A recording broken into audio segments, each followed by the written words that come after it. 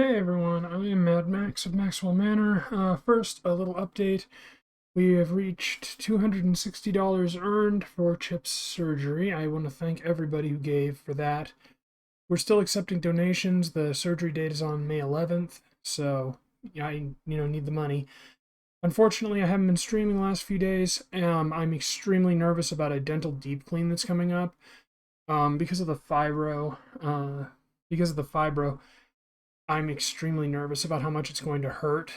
And then I've got one next week too, but once I know what I'm in for, I'll be okay. But finally going to get rid of all this fucking plaque so that I can smile and not feel self-conscious about it. Always brush your teeth. That's a lesson I wish I'd followed as a kid. Speaking of as a kid, illegally sighted Jesse made a video that I found very interesting, talking about his eyesight and what it was like being a kid and how his eyesight works. And I thought I'd try to do something similar. I don't know if it'll be a series like his is going to be, because my life isn't quite as interesting as his in a conventional sense. Not to mention I've got a few other disabilities that are a lot more debilitating.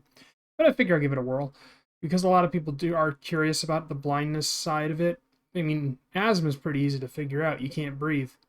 And fibro is pretty easy to figure out. You're always in pain. And I mean, I can explain all that shit if people want me to, but I figure I'll do the blind stuff now because it's easier stuff to explain. I guess the hearing stuff isn't as bad either. But anyway, I was born 3 months early. I was in an incubator.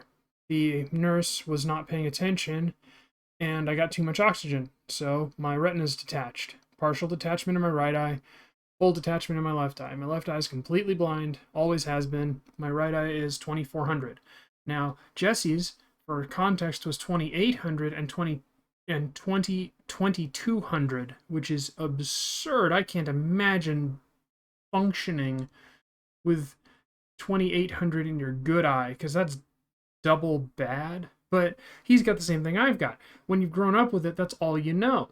I don't know how blind I am compared to sighted people, except when they say, hey, look over there, what's that? And I look over and I don't see a fucking thing. Like, everyone's like, oh, the stars are so pretty. I can't see stars. It's all just a black sky for me. So, also, sorry I look like shit. I haven't gone on my walk yet, and I always take my showers after my walks, so you're getting bedhead Ryan today. So, oh shit, I don't know which intro I did. Did I do the Blind Ryan one again, or did I do Mad Max? Oh well. So, 2400 in my right eye, nothing in my left. I got nystagmus, so that's why my eyes are all jittery. Just like Jesse. And so growing up, I didn't know I was blind. I didn't know I was different until I was like 6.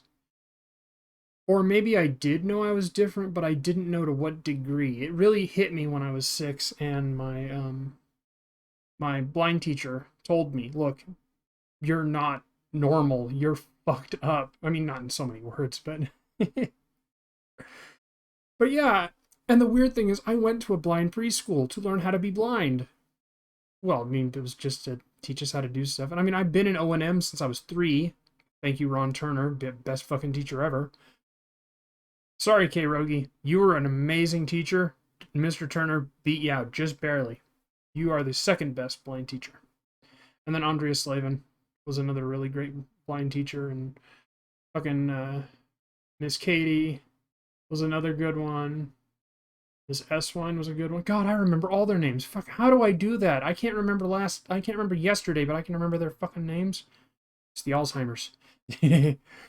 So anyway, in blind preschool, it was basically just blind kids being kids. They were teaching us how to read and write, and they were kind of shooting us forward, to tell you the truth, because like they tried to teach us how to swim. I mean, I don't know where the hell this place was. I mean, it must have been at a community center or a college or something, because there was a pool. I remember that. I remember almost drowning in a pool. I've almost drowned twice.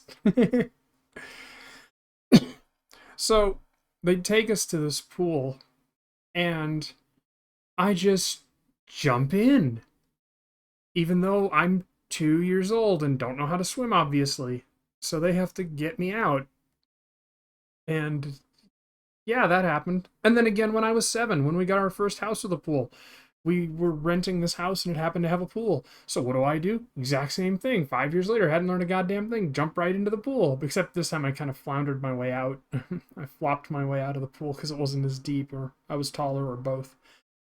So from there, I did a year of blind kindergarten and then regular kindergarten. So I was a year behind because they didn't know where to put me because my vision is good enough, but not quite good enough. So my uncle, my good uncle Max, for whom I've taken the name from, said that I should, stick to the blind programs to learn how to adapt and, use my vision. And my parents didn't have the money, or I don't know why. They said it was the money, but I don't think it was, because mom had a good job with the state and probably could have afforded it. But anyway, I was in public school, and boy, there it was really obvious that I was blind. Had to get all my papers enlarged, had to get all my books. Oh god, my books were so heavy. I'm amazed I don't have permanent back problem. Well, wait, I do have permanent back problems, but it's not from that, it's from the fibro. Um, I was never, I mean, I was the blind kid, sure, but it never really played that much into things because I could still navigate. And I could still, I could still make it on my own. I just needed my papers enlarged. And that was pretty much it. The big issue was the asthma. The asthma was what kept me from doing, PE and going on trips and shit like that. That was the one that really hamstrung me. I mean, I was in public school. I got beat up for being different. Everybody with disabilities gets a little bit of shit, but I actually got beat up. Um, and I mean that should have been the canary in the coal mine about the fibro, because they couldn't hurt me. I was always in so much pain anyway that they just never could touch me, in terms of like they'd punch me, but it wouldn't feel anything. But in terms of that, let's see here. I mean, there's other shit that happened, but none of it really had anything to do with my blindness. There was the Fremont School for the Blind. That was fun. So, Fremont School for the Blind. It's in Middle California, Southern California, kind of. I don't know, actually, it might be in Northern California still. But, anyways, Fremont down there. So, south from where we lived. And it was when I was in sixth grade, eighth grade. And we got me down there at the beginning of my ninth grade year. And I was so homesick that I completely fucked it up. I started acting out immediately. I wasn't doing it consciously. I was just, well, I mean, people who know me know my personality. Imagine my personality with none of the wisdom that I have learned over the years to dial it back a bit. And you'll get some idea of how incredibly disruptive I was. And I mean, you could attach that to ADD, you could attach that to homesickness, you could attach it to any number of things, but the fact remains, I was not a good fit for that place because I was crazy, I mean, I didn't fucking hurt anybody. I was an attention seeker. I was a attention seeking teenager. Who fucking isn't when they're a teenager, right? But yeah, they kicked me out, and I don't have any hard feelings for the place. They did what they could with me. I learned a lot of things there for the brief, what was it, like a month or two that I was there? And they put me in crazy school after I got out of there. That's where I got my first computer. Got a 486. And my teacher gave me his old 486. It was a raffle at the end of the year. Really nice teacher too. I wish I could remember his name, but I can't. And see, from there I went into 10th grade at McClatchy, met Joe. At 11th grade, went to the Nuthatch when I was 15, 16 because of family bullshit. My grandparents saw a mark on my arm and thought I was cutting myself when I wasn't. And it was basically an excuse to get rid of me. And I had to live with a family friend who was a monster. She was a horrible person. But and then after that was jail, prison. The only thing that happened there was when I died because of my lungs. Everything else was fine. This is back before I got the cataract, so I could still read books. And oh god, books are a lifesaver. If you ever go to prison, if you ever go to jail, get books. You have to have somebody order them online because they can't have been opened because you can't, they don't want you putting contraband in the books. So if you ever go to jail or prison, make sure you do that. So visually wasn't really much in there. But see, that's what I mean. All of my stories don't really have anything to do with my eyesight because my eyesight is a static thing. It just is what it is. And as it pertains to how far I can see, well, I can see about 6 inches in front of my face. Before the cataract surgery, my sweet spot it's about here. And back in the day, it was about here. So they moved it. So now I can't read books anymore. Because the sweet spot is such that I can't actually see the text anymore. So that kind of sucks. But like in terms of distance, I don't know. It's like Jesse said, it doesn't look blurry to me, but everybody else can tell. Like, he used HD and 4K and crap like that. I can't see a difference between any of that shit. To me, like, the only difference between a CRT monitor and an LCD or, nicer monitor is that the CRT, like, flickered, and my eyes could see the flickering, whereas with this monitor, it doesn't do that. So, in terms of how to adjust to blindness, it really is a matter of finding windows to get through when the doors are closed. You can't see the oven, you learn the placement of the buttons. You can't, like, I can't see the buttons on my coffee maker, but I know that my, the start button is over here and the program button is over here, and if I keep beeping the fucker with my thumb, eventually I'll hit the damn thing and it'll make a noise. A lot of organization going on, you got to keep your shit organized. And other than that, I don't really have anything very much to say about my eyes, other than the fact that they're supremely sensitive to anything. Like, getting eye tests done is a torture, not for me so much, but for the guy, for the ophthalmologist, because I flinch like a mad bastard. It's the same problem I have with my teeth, eyes and teeth. I flinch like mad. They have to numb the Christ out of me to get it done. They finally got a pressure test done when we got up here, and they pretty much had to Clockwork Orange me to do it.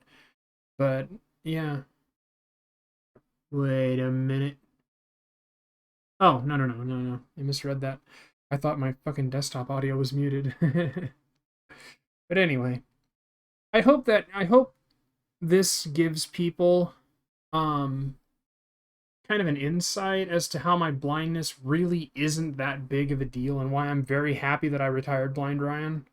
Because after 20 years, Blind Ryan, the nickname, I mean, I got it in prison. You can't have a prison nickname for 20 years. It's cringe as fuck. So, Now I'm Mad Max. But yeah, if anybody wants to know how the asthma or the fibro or the hearing loss has affected me, I wouldn't mind telling people. I don't mind telling my stories, because even my hearing loss has affected me more than my legal blindness has. The legal blindness is easy. Just make my shit larger. Or in the case of like getting driven around, I have to be driven around, and I can't read street signs, so I have to use bigger landmarks to be able to tell where I'm going. It's no more or less complicated than that. But with the hearing loss, like I can't be in crowds because the white noise is so hard that it's because I can't see either. It's a big white confusion of noise and blur, and I'm very different in crowds. I'm very, very subdued in crowds because I can't center myself to find out where I need to go. So it's very difficult. And then with the asthma, I've obviously died a few times. And then with the fibro, I live in constant agony. So, especially with the rain. Oh god, this fucking rainy weather sucks. It feels like everything is filled up with fluid. And the air is so heavy that it makes it harder for me to breathe. So, I honestly think that the asthma and the fibro are way worse than my vision, but everyone seems to be interested in my eyes because that's such an integral part of um, functioning on a day-to-day basis. So yeah, I hope people were interested in this. I'll get back to streaming as soon as I feel better.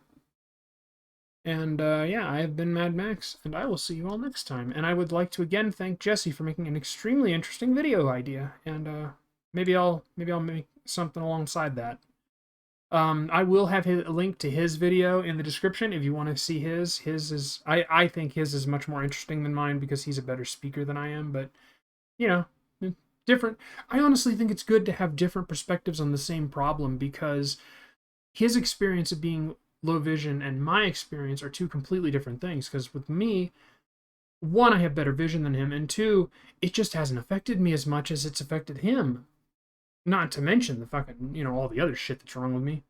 So anyway, if you like this, be sure to, let me know in the comments. If you want to see more, let me know. I'll tell you all the fucking stories I've got if people want to hear it. So yeah, I've been Mad Max, and I will see you all next time. In a manner of speaking.